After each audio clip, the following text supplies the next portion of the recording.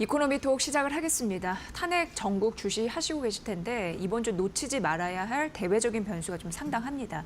특히나 올해 마지막이죠. 12월 FOMC 대기하고 있고 글로벌 주요 국가의 통화 정책의 방향성도 굉장히 중요합니다. 오늘 현 시점에서 경제와 시장에서 좀 주목해봐야 할 이벤트들 정리해드리도록 하겠습니다. 이 시간은요. KB국민은행 장재철 박사와 함께 알아보도록 합니다. 박사님 어서 오십시오. 안녕하세요. 네, 지금 여러 가지 얘기가 많이 나오고 있는데 과거 탄핵 전국과 비교해서 그래도 좀 어렵지 않나 이런 흐름이 좀 나오면서 무엇보다도 중장기적인 반등이 어렵다라는 시각과 아니다, 많이 떨어졌으니 언젠간 회복을 할 것이다라는 가능성, 이 둘이 좀 팽팽하게 엇갈리는 흐름인 것 같습니다. 박사님의 의견은 어떻습니까? 반은 맞고 반은 틀리지 않나 이렇게 생각이 듭니다. 네. 사실 정치적 불안이 어느 정도 좀 뭐 해소되는 단계에 들어갔다라고 평가할 수 있을 것 같아요. 왜냐하면 탄핵 이슈가 이제 헌재로 넘어갔기 때문에 2004년과 2016년의 경우를 보면 이러한 과정에서 증시는 좀 뭐 약간 반등하는 그런 모습을 보였어요. 2004년 같은 경우에는 특히 탄핵 가결 이후에 약 한 5%, 5거래일 동안에 5% 정도 상승을 했었고요. 네. 2016년에는 약 한 1%, 뭐 크지는 않지만은 정치적인 어떤 불안의 안정이 투자 심리를 좀 개선시키는 부분이 있고 이게 이제 어제 개인 순매수를 좀 가져왔던 거로 보입니다. 그렇지만 중장기적인 관점에서 본다고 하면 비상계엄 사태 이전에 있었던 그런 이슈들이 과연 없어졌느냐? 네. 그렇지 않다는 거죠. 그러니까 우리 한국 경제의 어떤 저성장 국면으로의 진입에 대한 우려, 그리고 주력 상품 아니면 주력 산업에 대한 경쟁력 약화, 이런 이슈들이 계속 존재하고 있기 때문에 어려운 부분도 있고요. 특히 내년도 세계 경제 전망에서 한국 경제에 대한 불확실성 있지 않습니까? 뭐 트럼프 2.0이라고 얘기할 수 있는 이런 부분들이 사실은 제조업, 수출 위주의 경제를 운영하고 있는 한국한테는 상당히 부담이 되는 부분도 맞습니다. 그래서 네. 중장기적 관점에서 이런 부분이 크게 개선될 수 있겠느냐, 좀 우리가 두고 봐야 되지 않나 이렇게 봅니다. 그래서 단기적으로는 투자 심리가 개선된 부분은 좋지만은 중장기적으로는 어려운 점이 있어서 여기에 대한 정책적인 어떤 대안이나 해결책도 필요하다고 봅니다. 네. 박사님, 저희가 지속적으로 시장 지수나 산업 같은 그런 섹터를 봐드리지만 환율도 그 탄핵 정부 속에서 굉장히 주시하면서 보고 있는데 분석을 보면은 이제 그 환율 1,400원대가 뉴노멀이 될 가능성이 있다라고 말이 나오고 있는 상황이고요. 오늘 환율 같은 경우에도 1,438원까지 상당히 좀 높이고 있는 상황이라서 그 탄핵안이 가결된 이후에 외환시장이 좀 안정을 찾을 가능성이 있다라는 얘기가 나왔었는데 현재 분위기는 어떻게 보시는지 궁금한데요. 예. 사실 투자 심리가 개선이 되고 외국인이 순매수를 한다고 하면 국내로 들어오는 달러들이 많아지니까 달러 약세 요인이 될 수가 있겠죠. 그렇지만 중요한 것은 외국인이 계속 순매도를 하고 있다는 부분이잖아요. 그래서 국내 달러 수급 면에서 본다고 하면 아직까지는 달러 그 강세 요인이 존재하죠. 외국인의 순매도를 계속하고 있으니까. 그리고 대외적으로 봤을 때도 달러화가 그렇게 약세를 보이지 않고 있어요. 뭐 107 달러 지수로 보면 107, 106까지 이제 있는 상황이고, 그래서 대외적으로 봤을 때 달러 강세 요인, 그리고 국내적으로 봤을 때 외국인의 순 매도, 그리고 더군다나 정치적 불안이 좀 안정이 된다고 하더라도 적어도 내년 상반기 아니면 뭐 1분기까지는 적어도 정치 불안에 대한 이슈가 계속 불거질 수가 있습니다. 그래서 네네. 우리가 뭐 정치 관련된 그 위험 프리미엄, 리스크 프리미엄이라고 볼 수가 있는 그 부분을 어느 정도 측정을 하냐면 11월 달에 평균 환율이 1,395원 정도? 그 정도 중반 됐었어요. 네. 그게 지금 1,430원대로 올라갔잖아요. 그래서 그 차이 약 한 뭐 달러당 30원에서 40원 정도의 그 위험 프리미엄이 있는데 이것도 좀 줄어들 수는 있지만은 어느 정도 내년 상반기 특히 1분기까지는 달러 원 환율의 레벨에 영향을 주지 않을까 이렇게 생각을 합니다. 네. 근데 박사님 사실 환율은 사실상 내부적인 요인도 있지만 말씀해 주신 대로 달러와 가치가 굉장히 연동돼서 영향을 받고 있는데 그래서 그런지 달러와 가치가 더 올라갈까라는 가능성도 우리가 주목을 해봐야 되고요. 앞서서 글로벌 주요 국가의 통화 정책이 이번 주 상당히 있다라고 했는데 제일 주목되는 이슈는 11월 FOMC가 아니겠습니까? 근데 이쪽을 보면은 기준금리 인하가 거의 뭐 기정사실화되고 있는 분위기여가지고 그 관계성을 좀 말씀드릴 필요성이 있을 것 같습니다. 예. 일단 우리가 연준이 금리를 인하를 하게 되면 네. 미국의 전반적인 시장 금리가 내려오면서 우리나라와의 금리 차이가 축소되고 이러면 뭐 상대적으로 원화가 강세가 될 수 있는 요인은 있죠.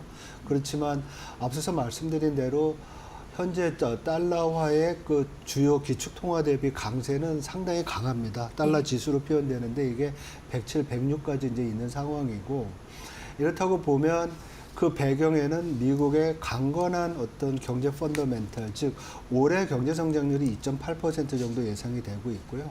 내년에도 2% 이상의 성장세가 예상되고 있다는 점. 그리고 연준 의장도 12월 5일인가요?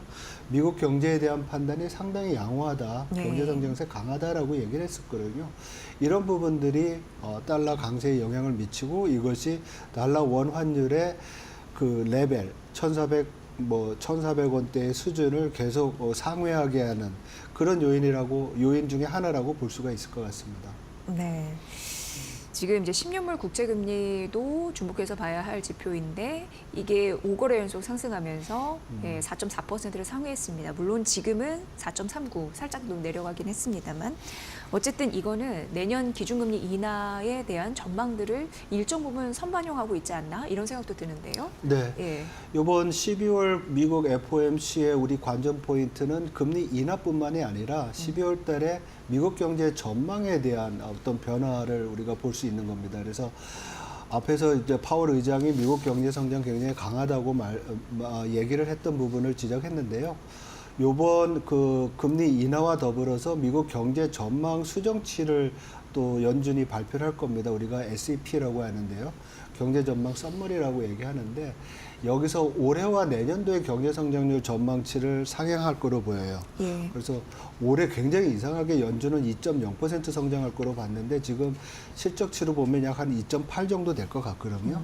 그리고 내년 성장률 전망도 약 한 2.2%로 당초보다 0.2%포인트 높일 거로 보입니다. 그리고 인플레이션 전망치도 내년도와 올해와 내년도를 다 높일 거로 보여서 궁극적으로 연준이 9월 달에 내년도의 금리를 한 4번 정도, 정책 금리를 4번 정도 낼 거로 봤었는데, 이러한 성장률의 상향, 인플레이션의 상향, 이런 전망을 고려하면 내년도에 4번이 아니라 3번 정도로 금리 인하가 축소되지 않을까, 횟수가 축소되지 않을까 이렇게 보이고요. 더 중요한 것은 2026년 그리고 2027년까지 봤을 때 장기적으로 봤을 때 이번 금리 인하 사이클의 최종 금리 수준이 얼마이겠는가 이게 굉장히 중요합니다. 그게 중립금리랑도 관계가 있는 부분인데 이 부분이 아마도 3%를 넘지 않을까 이렇게 전망을 합니다. 그래서 네. 굉장히 강건한 미국의 경제 펀더멘탈 좀 당초 전망보다 높은 인플레이션 이러한 것들이 전반적으로 미국의 정책금리뿐만 아니라 시장금리도 좀 높여주는 그런 영향을 예상할 수 있고요. 그것이 이제 시장금리에 반영된 거 아니냐 이렇게 볼 수 있을 것 같습니다. 네. 지금 국제금리의 상승 요인을 좀 잘 설명을 해주셨고요. 이번 12월 FOMC 보시면서 파월 연준 의장의 기자회견 이 부분 좀 주목하시고요. 점도표 변화 또 그럼으로써 또 향후 금리 인하의 시그널들 꼭 챙겨보시면 될 것 같습니다. 일본 통화 정책도 굉장히 관심 많으시더라고요. 네. 18일부터 19일인데 기존과 약간 좀 달라진 흐름들이 나타났습니다. 사실 이제 지난달까지만 해도 추가 금리 인상이 약간 유력했는데 눈치가 약간 보이는지 어쨌든 대외 불확실성으로 금리 동결이 전망이 되고 있는 상황인데 깜짝 금리 인상을 했을 때는 어떻게 보면은 그 엔화 강세가 이제 유발이 되는 거잖아요. 그래서 한국에서는 악재이라 우리가 또 신경 써야 할 하나의 큰 변수가 됐습니다. 어떻게 보십니까? 예, 지금 네. 시장의 전망이 12월 초나 11월 말과는 좀 달라졌죠. 당초에는 12월 달에 금리를 25bp 올릴 거로 전망을 했었는데 지금 시장에서의 컨센서스는 동결로 가고 있는 것 같습니다. 그렇지만 저 개인적으로는 일본 중앙은행의 금리 인상 가능성을 배제할 수 없다라고 보고 있습니다. 왜냐하면 지난달 11월 30일 날 우에다 총재가 언론과의 인터뷰에서 지금 일본 경제는 일본 중앙은행 BOJ가 예상한 그런 경제 경로로 잘 가고 있다. 그리고 금리 인상 시점이 다가왔다라고 얘기를 했었거든요. 네네네. 그리고 그 이후에 BOJ 이사가 또 얘기를 한 게 금리 인상은 신중해야 되겠지만은 경제 지표에 우리가 좀 호전 정도를 봐야 되겠다 그러면서 여러 가지 지표를 얘기를 했어요. 그 중에 네. 하나가 임금 상승률이었고요. 그리고 3분기 경제 성장률 지표 그리고 전반적인 경제 센티멘트. 그래서 12월 달에 나올 이런 지표들을 봐야 된다고 했는데 실제로 나온 지표들이 생각보다 좋았습니다. 예. 그래서 임금 상승률 같은 경우에는 일본 중앙은행이 생각하고 있는 3%에 가까운 2.8% 기본급 기준인데요. 그리고 파트타임 임금 같은 경우에는 4% 이상을 기록을 했습니다. 그리고 3분기 경제 성장률도 당초 전망과는 달리 속보치와는 달리 전기 대비 연율로 1.2%까지 높아졌어요. 경제 성장 좋다는 거죠. 네, 그리고 그렇죠. 단칸 지수로 대변이 되는 일본의 그 체감 경기, 기업들의 체감 경기도 그렇게 나쁘지 않다. 그래서 이런 여러 가지 요건들을 봤을 때 금리를 인상할 수 있는 전반적인 여건은 조성돼 있다. 이렇게 볼 수 있을 것 같습니다. 그래서 시장의 컨센서스와는 다르게 우리가 금리 인상 가능성을 좀 배제할 수 없는 상황이고요. 이 경우에는 엔화가 강세가 될 수가 있겠죠. 그러면 우리가 지난 8월 달이었나요? 네, 블랙 먼데이. 네. 그때처럼 엔화가 강세가 되면 엔 캐리 자금의 뭐라 그럴까요? 청산이 네. 되면서 전반적인 금융시장이 또 한 번 변동성을 가질 수 있는 계기가 될 수 있거든요. 이 경우에는 우리 주식시장뿐만 아니라 외환, 달러 원 환율에도 영향을 받을 수 있어서 좀 우리가 경계심을 갖고 봐야 되지 않나 이렇게 보고 있습니다. 네. 금리 인상이 될 그런 조건은 갖춰졌는데 엔캐리 트레이드로 인한 글로벌 시장의 그 변동성 이런 부분도 좀 눈치가 보이고 또 트럼프 당선인 대통령 취임으로 이제 경제적 불확실성 이런 부분도 좀 신경 쓰이기 때문에 예, 동결을 한다면 그런 이유가 되겠구나라고 이해를 해보시면 될 것 같고요. 중국 경제 이야기도 좀 해드려야 되는데 지금 지속적으로 잇따른 경제 정책을 내놓고 있으면서 시장의 유동성을 좀 부여하는 그런 모습을 나타내주고 있습니다. 근데 증시는 여전히 부진의 늪에 빠졌다라는 분석도 일각에서 나오는 상황이고요. 경제 지표, 내수 부진 이런 부분은 지속적으로 고민해야 할 이슈인 것 같아요. 어떻게 보십니까? 예, 중국 정부가 9월 24일인가요? 그때부터 아주 지속적으로 연달아서 경기 부양뿐만 아니라 중국 경제의 구조 개혁에 대한 여러 가지 정책들을 발표를 하고 있습니다. 그리고 네. 특히 지난주에는 정치국 회의뿐만 아니라 내년도 경제 정책에 대해서 논의를 하는 중앙경제공작회의가 있었습니다. 네. 사실 중국 증시는 지난주에 상당히 추가적인 정부의 부양책에 대한 기대가 컸었어요. 그래서 중국 본토 지수, 항생 지수나 아니면 심천 지수 그리고 또 홍콩에 있는 지수들이 주 초반에는 상당히 그 상승폭을 키웠었죠. 네. 그렇지만 중앙경제공작회의에서 아주 구체적이고 획기적인 경기 부양책에 대한 숫자들이 나오지 않으면서 실망감에 의해서 많이 또 시장이 되돌림을 보였던 그런 네네.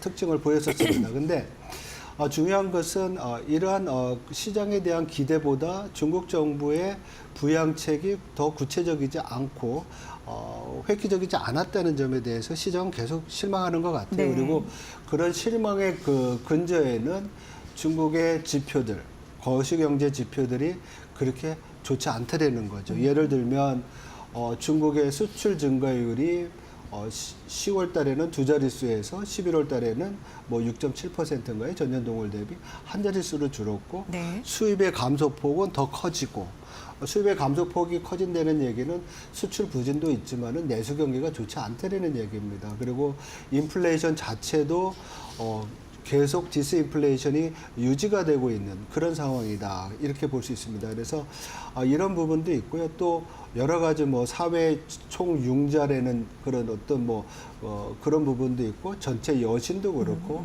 통화량의 증가도 그렇고 이러한 부분들이 지난달보다 그러니까 전달 11월 아니면 12월 지표들을 본다고 하면 지난달보다 좋지 않은 부분들이 나타나는 것들이 네. 중국 경제의 그 어떤 부진한 모습을 보이고 있기 때문에 시장뿐만 아니라 경제 전문가들 다 중국 경제에 강한 그런 어떤 부양책을 기대하고 있는 상황입니다. 네.